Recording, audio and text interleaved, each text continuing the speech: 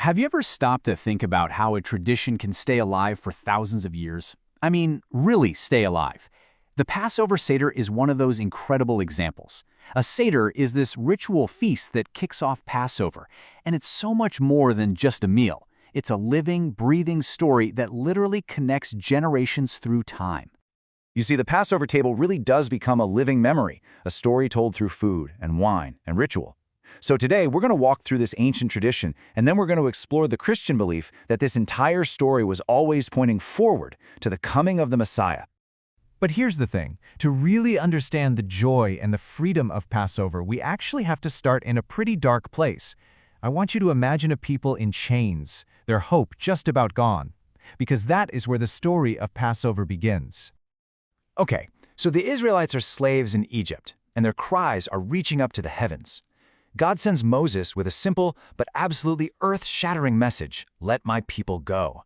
But Pharaoh's heart, it's hard, and with every single refusal, a new plague hits Egypt, each one more devastating than the last, until we get to the final, terrifying night of the firstborn. But even right in the middle of all that judgment, there's this promise of hope. God provides a way out, a path to safety, an innocent lamb, a substitute, its blood becoming a sign of protection. So as the angel of death passes through the land, the Israelites are safe, redeemed by the blood of the Lamb. This, right here, is the very heart of the Passover story. So how do you keep a story that incredible alive? Well, you do it through a series of really powerful rituals, each one like a thread in this beautiful tapestry of Passover. And believe it or not, it all starts with a single, perfect lamb.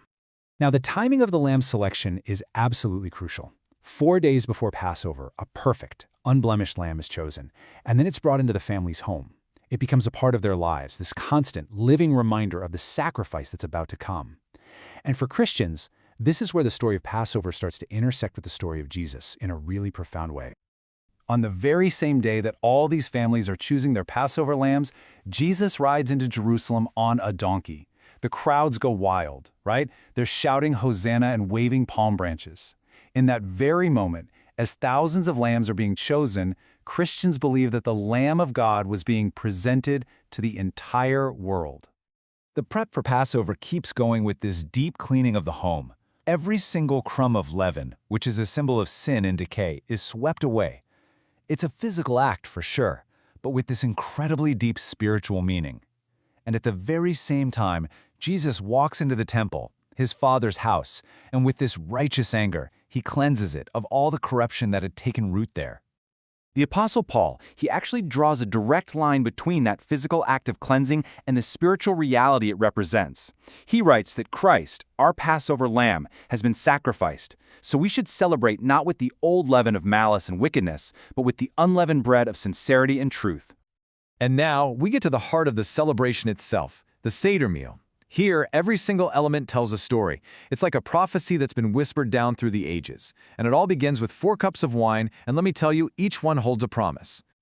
Okay, so each of these 4 cups of wine represents a specific promise of redemption from God. The first is the cup of sanctification. It reminds us that God has set us apart. The second, deliverance, celebrates freedom from bondage. The third, redemption, talks about the price that was paid for that freedom. And the fourth, the cup of praise, is just a celebration of new life. And it's this third cup, the cup of redemption, that Jesus takes at his Last Supper and gives it a whole new meaning.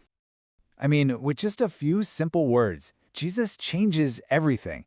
He takes this ancient cup of redemption and says, "This is my blood." He's not just taking part in the Passover story anymore, he's revealing that he is the story, the fulfillment of the promise that cup had been holding for centuries. But the story of Passover is also woven into the bread. On the Seder plate, there are 3 pieces of matzah, this bread of affliction. And what happens to the middle piece? Well, it's this beautiful and mysterious picture of the Messiah. So imagine this. The middle piece of matzah is taken, it's broken in 2, and one half is wrapped up in a linen cloth, kind of like a body being prepared for burial. Then it's hidden away completely out of sight. Later in the meal, the kids search for it, and it's ransomed back, a symbol of redemption.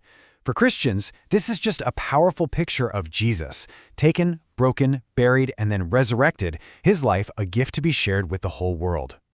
And if you ever look really closely at a piece of matzah, you'll see that it's pierced with holes and has striped marks from the baking. It's a reminder of the affliction of the Israelites. But for Christians, these marks also point to a much, much older prophecy, a vision of a suffering servant who would be pierced for our transgressions and by whose stripes we would be healed.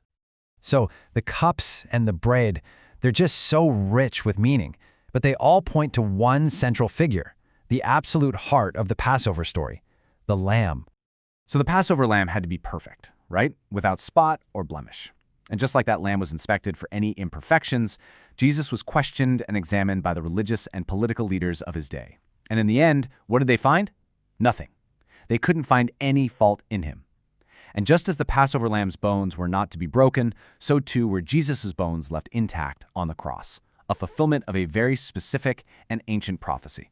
But honestly, it's the timeline of Passover that is maybe the most breathtaking part of all of this. The very day the lambs are chosen is the day Jesus enters Jerusalem. The days the lambs are inspected are the days Jesus is questioned. And at the very hour that the Passover lambs are being sacrificed in the temple, Jesus, the Lamb of God, is being crucified on a hill just outside the city. It's just precise.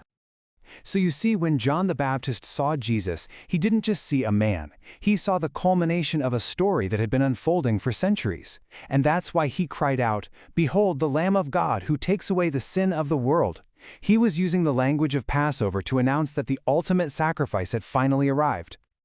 So what's the thread that ties all of these rituals and all these prophecies together? It's this one powerful idea: redemption. It's the idea of an innocent life given to save others from a judgment they actually deserve. It's the story of a love that is willing to pay the ultimate price. You know, from a Christian perspective, Jesus doesn't erase the story of Passover. He illuminates it. He takes all the shadows and whispers of the Old Testament and brings them into the full light of the New, revealing this beautiful and complete picture of God's redemptive plan. Think of the story of Passover like a blueprint, this divine pattern of redemption that God established with his people. And Christians believe that Jesus stepped right into that blueprint, not to change it, but to complete it, to be the fulfillment of the story that had been unfolding since the very beginning. The first Passover was a story of freedom for one nation. But the final Passover, the one that Jesus started, is a story of freedom for all people, a release from the chains of sin and death. When Jesus shared that last meal with his disciples, he was opening a door to a new kind of freedom, a freedom that would last for all eternity.